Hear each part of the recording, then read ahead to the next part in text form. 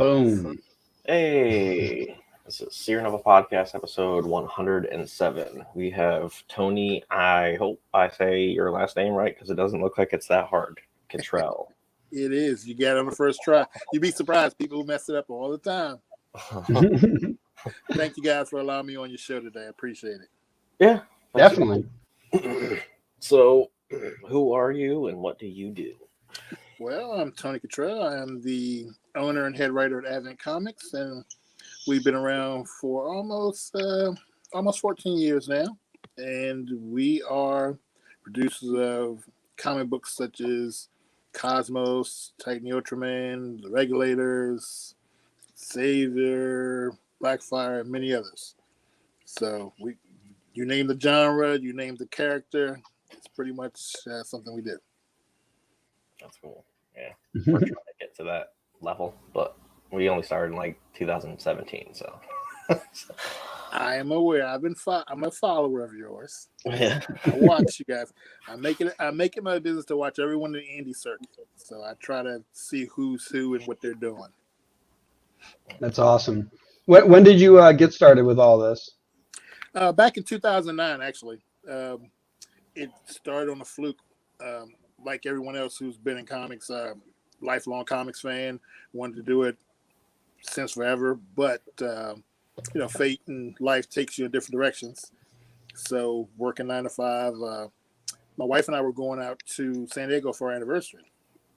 Just so happens the week we were out there, they had Comic-Con, and in our hotel, Tyrese Gibson of Fast and Furious, he was there, and ran into him. And just went up to him just to, say, hey, I love your work, love your music. And he asked, was I going to Comic-Con? I was like, nah, I didn't know Comic-Con was out this week. I don't have tickets anyway. So he got his tickets in, and because he was producing a book for Image at the time called Mayhem. So went in there and took a look around, and that got the juices flowing again. And, long story short, that weekend, after meeting some very influential people who were heroes of mine in the comic game, Dennis Cow and some other people, I decided to take the plunge and just come with my own comics. Just to go back a little further, I had submitted to Marvel back when they were doing the Epic line. They were looking for writers. Basically, they were taking pitches and things from outside, which Marvel normally doesn't do. So I wrote a story that turned into the story Cosmos. And it was favorable, and they liked it, made it to editorial, second round editorial. So I'm like, okay, cool. So I took that story and formed a universe around that story, and it became Advent Comics. That's cool. That's awesome. That's so cool. My brother's like a huge fan of the Fast and the Furious. I'm sure he'd be jealous. Man, I was like head over heels. I'm like, wow, like this star. I mean, we had comic people in our hotel as well, but that was the only star, like movie star, I had saw in the hotel. So I was like, I'm fanboying out. Let me go at least say hi. I'm not gonna bother them too much. But it was the luck of the draw, and it worked out big. No, that's awesome. Like that, like my brother's been, watching. Like we just watched. Was it F9? I don't know if it's supposed to be Fast 9 or F9. I finally saw that one too myself. My schedule keeps me really busy, but I finally watched it maybe less than about 3 weeks ago, and actually I liked it. They're always entertaining. That's what I say. Like they're definitely not like cinematic films. They are definitely like Michael Bay version films. Yes, just like the Transformers. They're right. Yeah, exactly. They're explosions and fun. Right. Like ridiculous stuff. Like I won't spoil it only because it's newly out, but there's like a scene in there where like I called it. I'm like, they're gonna do this, and like my brother's like, there's no way they're gonna do that. I'm like, no, they did it. See, there they are. Yeah. You probably know exactly what I'm talking about too. You're just like, that's ridiculous. Yep. But Tyrese, like that's so cool. Like one of the things that I want to like be able to help my brother potentially do is they've actually planned apparently way ahead of time that they wanted to make 10 of these, which is crazy. I didn't know that. Yeah. So the next one may be actually the last one, at least of the main series. I know they want to do a bunch of. Yeah, that's what they're saying. As a matter of fact, I just know they had a problem with the director. The director left, so that might push it back a little bit further. But 10 is supposed to be the last one. Yeah, and so like my goal is me and my brother have a few music businesses we built, and we want to. My main goal is to get just one of the tracks that my brother's worked on in that film, if I can. That would be awesome. It would be the coolest thing in the world because like that's basically music and that movie series are like the two things that my brother grew up on. Like, so my brother always listened to all those tracks. He's watched every one of those movies multiple times. He was huge into cars. He actually he was trying to get a Skyline when that first came out, back in the day. Like it was crazy. But no, that's so cool to have met him and to like have that be the inspiration for starting everything. Because like you said, everyone gets into it like in a weird way, and so that's such a cool way. Yeah, he allowed me to take pictures with him at his booth at San Diego. So, and that's even on my Facebook, and I credit him with being the inspiration for the whole start of Advent. Even getting into the San Diego Comic-Con, I remember trying to get into it like 4 years ago, and I found out first off you need to have applied a year in advance to get background check, and then even after that full year in advance, you then need a few months after the approval in order to buy tickets.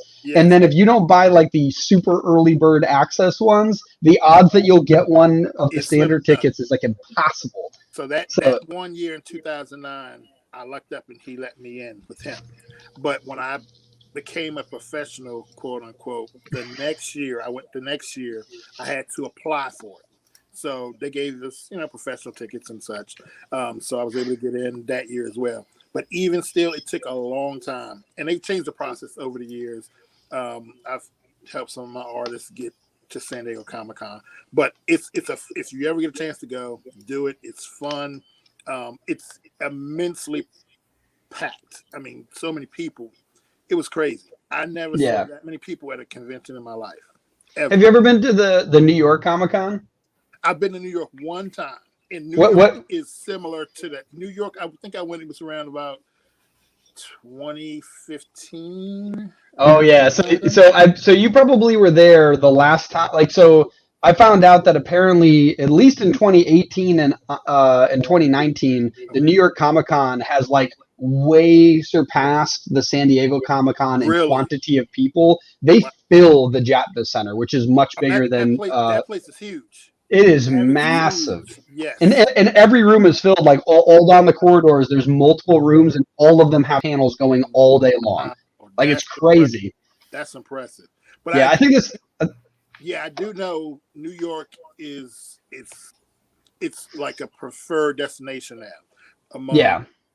I think it's easy. It's easier to get into it, and I like San Diego's like the clout one. Like if you get into that one, it's special. But the New York one in scale is definitely going so large. Like the year I went in 2018, the Javits Center was filled, and they had other buildings. Like they had to use Madison Square Garden for a couple of the shows. Overflow. Are you that's how big it was. Like the anime section had another building. Like it was like But that's actually something to look forward to. Then thanks for giving me the heads up. Definitely. I'm gonna start doing shows again. It's been crazy with my work schedule. So I haven't been able to do shows for the past 2 years, pretty much for my work schedule. But I'm gonna do shows again starting next year. So I will look into New York. Yeah, that's awesome. Yeah, and I don't know the layout of the San Diego one, but I did hear like the artist alley is kind of like off the beaten path, so like it doesn't get as much traffic. And the New York one is kind of like that, but the good thing is that it's in the directions of a bunch of the rooms that have panels. And so like you're at least going to like go past it if you're interested in panels. And that's kind of how I ended up finding it, because I wanted to explore. Like that 2018 was the first and only year I went to a major convention like that. And I went all over that place. I walked every square foot of that. I, chatted with everybody I could. It was definitely a great time. That building is massive. So you hit the whole building. Oh yeah, it's like a couple city blocks big. Yeah, that's what I'm saying. It's massive. Wow, that's impressive. Oh yeah. Nice. Greg's over there like, I haven't been to a big convention yet. I want big convention. What's your biggest convention, Greg? Probably the Saratoga one, right? That was a decent size one. Yeah. I've never done Florida yet. I keep hearing Florida has so many conventions and they stay busy. So they were telling me, do Florida. They were like, you can at least hit like 30 conventions in Florida because the convention circuit is just so packed down there. That's actually pretty cool. I didn't know that. 'Cause, yeah, we only went to like the ones in New York, like not New York City, but like upstate New York. So like Albany, Saratoga. I did a couple shows in Albany. Matter of fact, shout out to Heroes and Villains Comic Shop in Albany. Love those guys out there. Nice. Yeah, there's the first one we went to was Albany Comic and Toy Show. That was the first one we ever went to. All right. We have never been like a vendor, but we just like walked around. So the first one ever was that one. Then we went to like Ted's Fish Fry and ate that. Okay. Actually, I still remember that there was one guy who actually had incredible artwork, independent creator, and his booth was in. Yeah, it was in like this. So it was in a hotel. I forgot the name of the hotel. Radisson Hotel. Now an abandoned hotel because they didn't pay taxes. Oh, that's great. But on the downstairs floor, there's like right next to one of the rooms, there's like I don't know, 3 foot deep by like 4 or 5 foot wide, like circle that comes off the wall, and it's filled with gravel. And that's where they literally put his table, was like on gravel inside, separate from everyone else. Like he was in the same area, but like when you walked into the area, he's against the wall in a gravel pit, and then the rest of everything is right there. I felt so bad. I'm like, man, like you're like stuck over here. Right. Like at least all the food people are together. So like I remember that cupcake lady. Those are fantastic.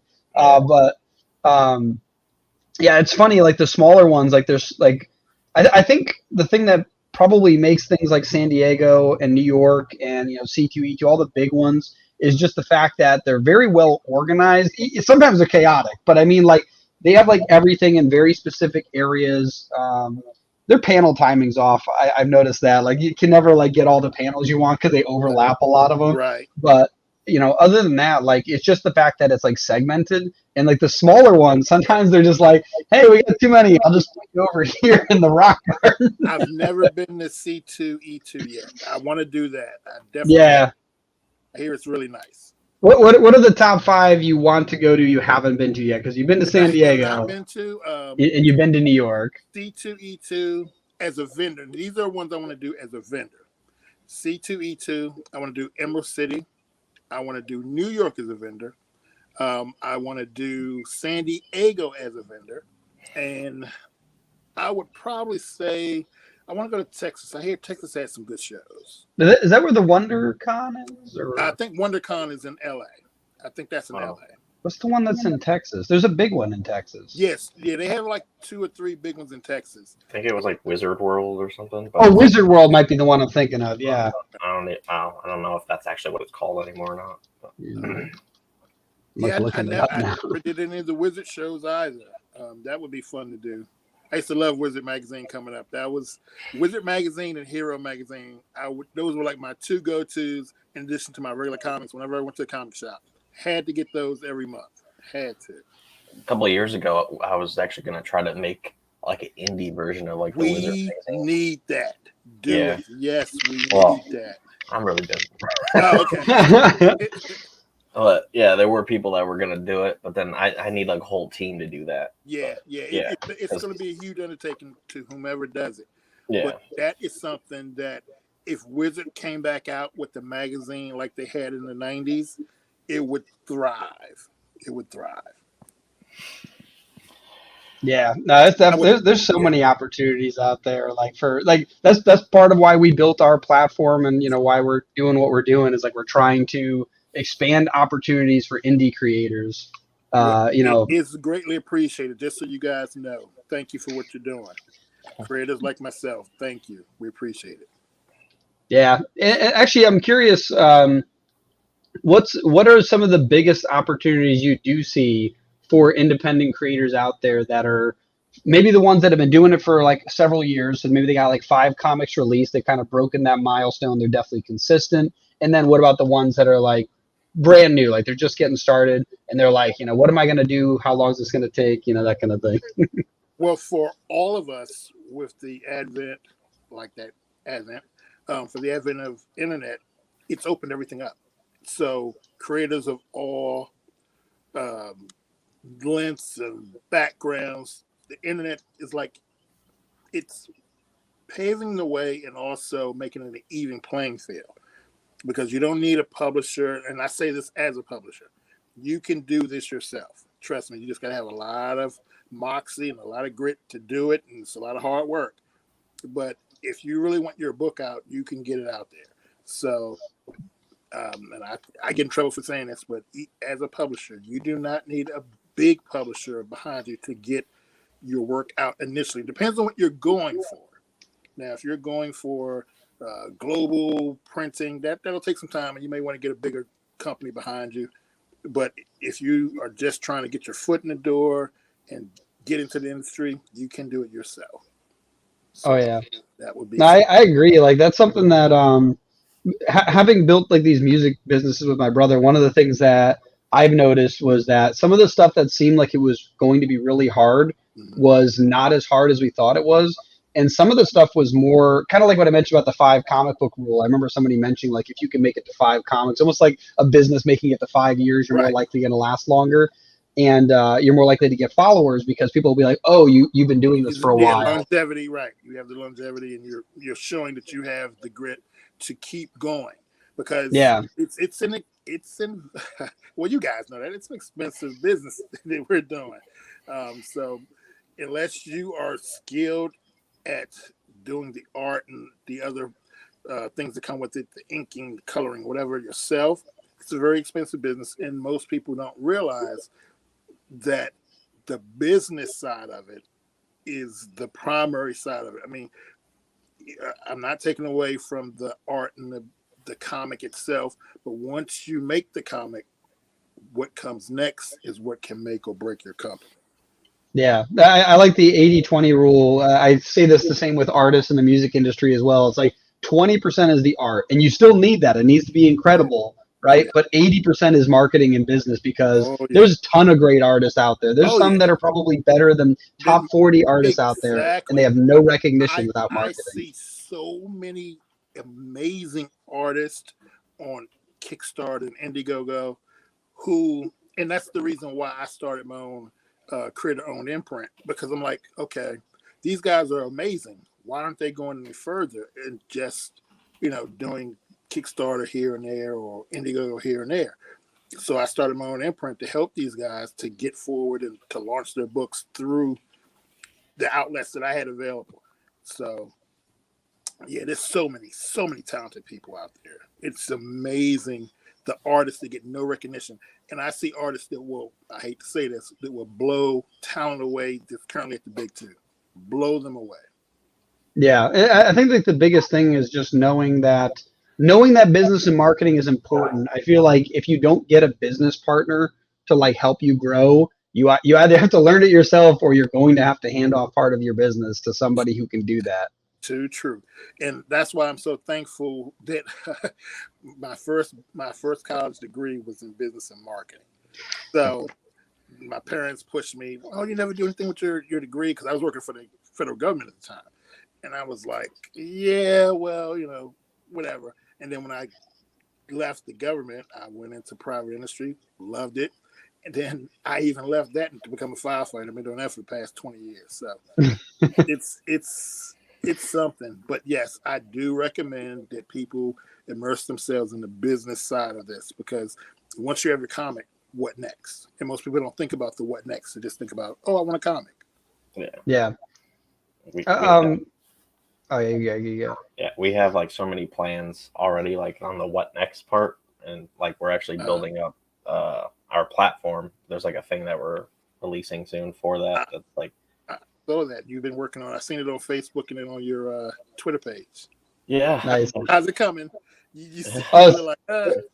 We're excited because like we just finished creating a lead magnet. It's gonna be like a fun little quiz, like those Facebook quizzes. And then our goal is to like bring people through that and then run them through like a sales funnel and try to, convert people. So definitely looking forward to that. One thing I wanted to ask is you mentioned like that distribution, like getting your circles out there for an independent creator. What's the what's the best and or like fastest way to get distribution avenues, whether it's like getting like, because obviously like, conventions is one, but like you know, getting into stores or getting onto online platforms, like what would you say is the best and or fastest or both way of getting distribution? Well, as you know, there's multiple ways to do it. What works for me may not be the best, but 12 years. I had started doing our distribution for 12 years before we were even picked up by Diamond. We literally just got picked up by Diamond about a year and a half ago. So, congrats. Yeah. But before that, personally, I physically got our books into the sales markets of 54 countries around the world. That's just doing it part-time as a firefighter and doing Advent stuff on my every waking moment other than that. But it was just a nonstop grind. What did you like do I specifically? hit avenues such as Amazon. That opened me up to Barnes and Noble. Our books go to prisons. Our books go to libraries. And I just kept building it. I never stopped building. Comics Plus, you name it. We hit every available platform that we could think of. And that gave us some attention. And then as we expanded, and I didn't start doing Kickstarters actually until about 2013, maybe after 2013. But that was another way to reach people directly. But before that, I didn't even entertain doing it that way because I was like, no, we're doing okay. We don't have to, ask people to help fund our books. We're okay. But I didn't see it as the tool that it was created to be. It's reaching fans. It's not so much as it's not for us at Advent. It's not so much as we need your money to help pay for our books. It's me reaching fans directly, building mailing lists, building community, and then taking it further from there. Mailing list. That's a huge one for anyone who's listening. Yes, mailing list number one. I'm sorry I didn't touch on that earlier, but yes, if you're a creator, when you go to cons, you should have a list on your table of the people who come by. Just ask for an email. Even if you want to give away a little giveaway comic, like an 8-page ash can or a preview book or whatever. Hey, can I have your email address? I'll give you this free comic. And mailing lists are so important. So over the years, we were always doing mailing lists, whether it was for regular patrons, comic shops and stores. Whenever I went to different comic shops and stores, I would try to get their mailing information and just keep in touch with them and let them know what we're doing over the months and such. So now we have a monthly mailing list that's for comic shops, for our VIP backers, for people who are just interested in Advent. I mean, we have so many different mailing lists. It's a shame. So that's huge. Get your customers or potential customers and keep them. Customer retention is everything. If your business wants to survive, you got to keep your customers happy. And let them know. Basically, they want to know who you are. So I'll send little fun quizzes sometimes. I mean, just things to let people know, hey, this is more than just a business for me. I want you guys to know me. I want to develop a relationship with you guys. And my Facebook page and my Instagram page, these are my personal pages, are open to fans as well. Apart from the Advent stuff, they can reach me directly on my personal pages. And I just love people. And I like to talk, as you can tell. I'm sorry. It's all good. No, it's important though. Like that mailing list one is definitely huge. Like people don't realize that Instagram was bought by Facebook for $1 billion, not because of their programming. Like Facebook could easily recreate Instagram. It was because of their giant email list that they had. Indeed. Yep. Oh yeah. That's huge. But back to your original question. What's the best way? Like I said, there's so many different avenues open these days with the internet that you can do it a million different ways. But for me, I won't say quick because it was a slow, steady grind. I started on Amazon. Once I got to Amazon, I kicked over to around that time. Comics Plus and the iPhone was starting to get big. So I went over to Comics Plus. Then I started going over to other smaller platforms. That got me noticed by Barnes & Noble. Barnes & Noble wanted to sell books for us, so I got a contract and started selling books through them. So it was just a constant, steady building. And like I said, hitting all kinds of platforms, even some platforms that are defunct for indies. I was going through them, big, small, whatever. I just wanted as many people to know about Advent Comics as possible. So never limit your opportunities and never put all your eggs in one basket. That's what I tell a lot of creators. They're thinking, oh, well, if I just put my stuff on Comixology, that's enough. No, multiple revenue streams and multiple avenues for people to see your book is best, in my opinion. That works for me. No, that's awesome. It's a very cool thing. Like, he obviously went digital first and then physical. It seems No, I went physical first. I didn't do digital until it was physical on Amazon, and then I mean the platforms. Like, you went from Amazon to Barnes and Noble, right? You didn't try to get into a comic book store first. You got into I did, but they didn't want to touch us at first because they were like, yeah, okay, and then it was like, yeah, maybe consignment. We'll take 3 books or 5 books. And I'm like, okay, but it was just a slow process. Then once I started doing shows and getting out there, and I would have companies come to me, and it's funny, but it's not funny. When I first started doing shows, I would have retailers come to me and be like, oh, wow, your books are impressive. They're nice. You in Diamond? No. Oh, I can't buy you then. And they would tell me literally to my face, can't buy your books. We love them. They look great. They're impressive. But if you're not in Diamond, we don't trust that you'll be able to deliver your books to us. And I was like, okay, I got to fix that. So. Yeah, no, that's definitely an interesting thing. Like, a lot of people, they complain about like Ticketmaster, and they don't even realize that one of the big reasons Ticketmaster is so prominent is Live Nation, the #1 live events company in the country, if not the world. They have a deal with Ticketmaster, which forces people to use them. So basically, if you want the great distribution of Live Nation and the marketing that they're going to provide for your event, you're automatically tied to this awful platform, Ticketmaster. And so it's very interesting that people should see that, like, nobody's going to bring you onto their platform if you haven't already made progress. It's like that catch-22. Indeed. And so, that's why, like you said, the grinding, like, you have to do that stuff on the side, even if it is those 3 or 4 in a small comic shop. But if that doesn't work, get onto Amazon, get onto Comics Plus, move to all these platforms that can get your stuff out there. Because if you can't, like one of our goals is we want to grow our digital platform, right? We still want to sell the physical ones, but we want to grow our digital one. And then we can track analytics and go, hey, this one's getting thousands of views a day, right? Like, if something crazy like that happens, that would be so nice to then go up to a comic book company and go, hey, look at this, right? Look at this. So here's the analytics. These are our top 3 views. I would like to sell this in your store. We already have evidence that people like this without ever having to have sold one before, right?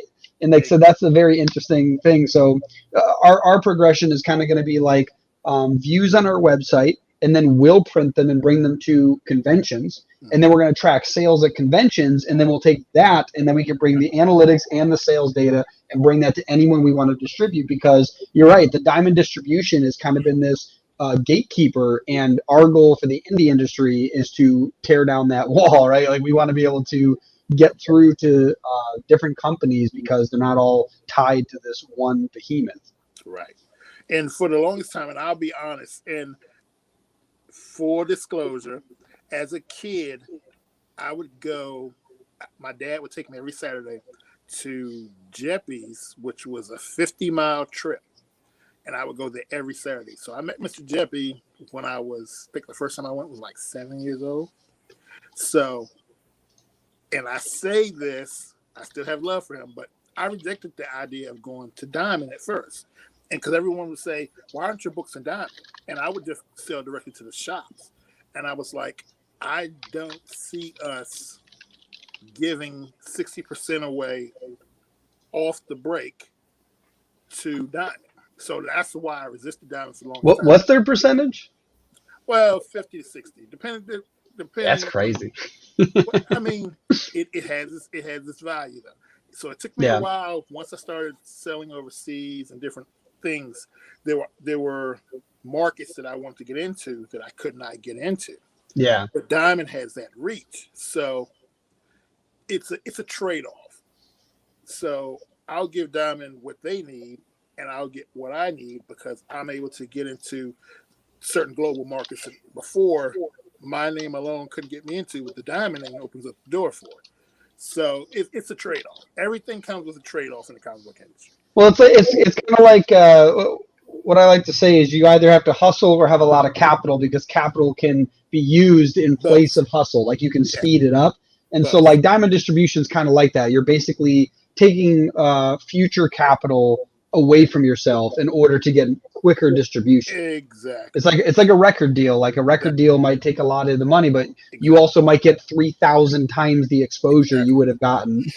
And that's why I tell people, do not put all your eggs in one basket. Have multiple revenue streams coming, because I got the Diamond stuff. I have my own website where I sell from, and I'm selling on other platforms and other stores as well. So never limit yourself to one avenue, because like the exclusivity is like a difficult thing too. Like I don't know if Diamond does this or not, but there's a lot of distribution platforms like in the music industry where they're exclusive avenues. And the important thing is, like, if you're going to be doing something like an independent comic book and you restrict yourself to one platform, that can be difficult. So like you said, by doing all the stuff you did before, like Amazon and Comic Plus, you'll have leverage to say, I don't actually need you, but I would like to work with you. So any company who might try to do exclusivity with you. Right. And there are, once we got with Diamond and announced it, there were initially, the first day I announced, there were 12 comic shops that contacted us on the Advent Comics page and was like, I don't deal with Diamond. Can I deal directly with you? So, and that's grown, and we keep a mailing list of those shops that refuse to go through Diamond to still want our product. So we try to keep a fire going in all different areas. So just know that there's more than one way to skin a cat. So Diamond may work for some people, may not work for everyone. So it's just getting your book out there to the people, let the people, see what you're offering, and they will determine your fate, basically. They will say whether we like this book, we don't like this book. If they like it, then keep it going and make different avenues for more people to get a copy of your book. Definitely. So real quick, how much time do you have left with us? Oh, much as you need. Awesome. I'm home for the rest of the day. I got home from the fire department earlier, so I'm home. So you guys let me know. Perfect, because what we're doing with our newest platform, the Nova Nation, is we're doing some exclusive podcasts. So what I'd like to, like we're basically any of our longer extended podcasts, I want to chop them up and have a publicly release one and a private release one. So basically, before we switch to the Nova Nation one, where can people reach you? Where do you want people to find? You can find Advent Comics on all the platforms. We're on Facebook, Twitter, Instagram at Advent Comics. There is a private group on Advent Comics called Advent Comics Universe. It's on Facebook. It's where the creators at Advent Comics, along with comic pros, I mean big comic pros, they're in the group as well, interact with normal fans. But that's a invitation-only group. But I'm doing a Kickstarter, and that's one of the rewards I'm giving away for people who back our Kickstarter. You'll be able to enter into this group with big names, creators. Some of the creators who are in this group include Bart Sears, Andy Smith, Mike Barron. There's so many names. Angel Medina. It's just a lot of people are in this group. So these are tried and true creators. Ron Franz is in the group. You can, interact with these people. I just ask anyone who's in the group. That's why it's not public, because these are creators. Be respectful, and you can learn a lot. Trust me, you can learn a lot and get a lot of contacts and make a lot of headway. They can reach us there. My personal Facebook page, Tony Kittrell. I accept fans there as well. Folks who can get to know me. I'm kind of boring. A firefighter, family man, granddad. So I'm boring, but no, I'm open there too. So wherever people want to reach me, I'm accessible. And Nice. we just want everyone to get a look at Advent Comics. Oh, and before I go, I don't know if I'm allowed to do this or not. We're dropping a Kickstarter tomorrow for Titan. Yes, yeah, I was going to ask if you have anything to promote. So yeah, so what's the date of launch? It launches tomorrow morning, 9 a.m. Titan the Ultraman number 4. It's one of our flagship characters, and take a look at it. I think you'll like some of the things we have. We have a lot of new rewards. I think people will like what we're offering. I think they'll like. Awesome, nice. And if you have one tip for the creators out there before we switch to the Nova Nation platform, what's that one tip you'd give them? Never give up. Keep thriving, because the comic industry is hard. And a lot of times I see a lot of creators who get depressed or upset that they're not moving fast enough. Before I even made Advent Comics, it was a 7-year process before I even put Advent together. And then about another 7 before we even started getting foothold. So it's a marathon. It's not a sprint. So just keep that in mind. Don't get distracted. Don't be discouraged. Just keep trugging along and keep knocking down your goals. It may take some time, but you can do it. You can do it. Very cool. Well, thanks for watching, everybody. If you want to get behind the scenes, sign up for Nova Nation at SeerNovaComics.com / I think it's like Nova. Just go to SeerNovaComics.com. There's a button on there. It'll say Join Nova Nation, top right. And you can get some behind the scenes, which we're going to start now.